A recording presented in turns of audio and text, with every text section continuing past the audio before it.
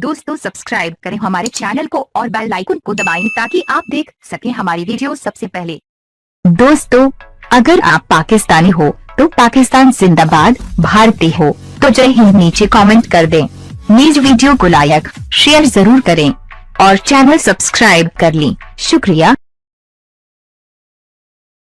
Pakistan super league की franchise Lahore कलंदर ने Abu Dhabi T20 cup के फाइनल मैच में मल्टीप्लाई टाइटंस को 15 रन से शिकस्त देकर टाइटल अपने नाम कर लिया। अबू धाबी में खेले गए फाइनल में लाहौर कलंदर ने पहले खेलते हुए 6 विकेट पर 149 रन बनाए। जवाब में टाइटंस की टीम मुकर्ररा ओवर्स में 133 रन बना सकी। लाहौर कलंदर्स ने मैच 15 रन से जीतकर पहले अबू धाबी T20 कप का टाइटल अपने नाम कर लिया। शाहीन आफरीदी को उम्दा कारकर्दगी की बिना पर मैन ऑफ द मैच करार दिया गया।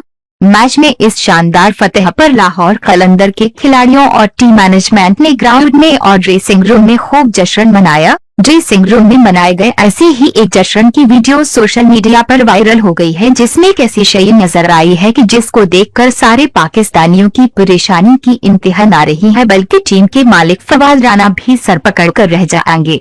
वीडियो में देखा जा सकता है कि टीम के खिलाड़ी जश्न की खुशी में रक्स कर रहे हैं तो एक खिलाड़ी के हाथ में शराब की बोतल नजर आती है, जिसे हाथ में पकड़े वो खिलाड़ी भी रक्स में मसरूफ है। अगरचे लाहौर कलंदर के इस खिलाड़ी का ताल्लुक पाकिस्तान से न है, लेकिन शायकीन क्रिकेट लाहौर कलंदर की ड्रेसिंग रूम में शराब की मौजूदगी पर हैरान और परेशान हैं, क्योंकि ड्रेसिंग रूम में शराब की मौजूदगी में दूसरे नौजवान क्रिकेटर्स के भटकने के इम्कान पैदा हो सकते हैं। पाकिस्तानी शायकीन क्रिकेट इस वीडियो को देखकर फवाद राना से ये मुतालिबा कर रहे हैं कि वो इस चीज का सख्ती से नोटिस लें।